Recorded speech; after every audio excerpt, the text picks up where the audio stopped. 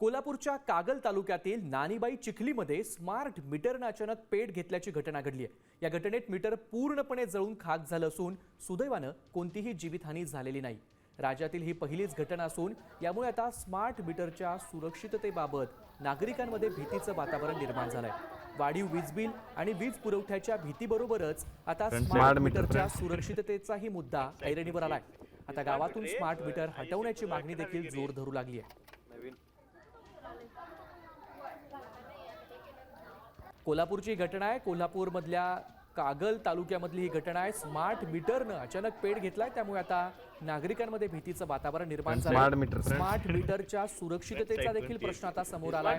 Smart मीटरनं अचानक पेट घेतल्यानं नागरिकांमध्ये आता भीतीचं वातावरण निर्माण झालंय।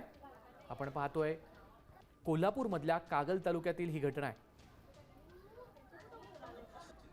सरपंच तथा प्रशासक युवराज धुंडराम बुवा काल जो आमच्या चिखली गावामध्ये स्मार्ट मीटरविषयी चिमगावकर यांच्या घरी प्रकार जो घडला तो अत्यंत वाईट आहे।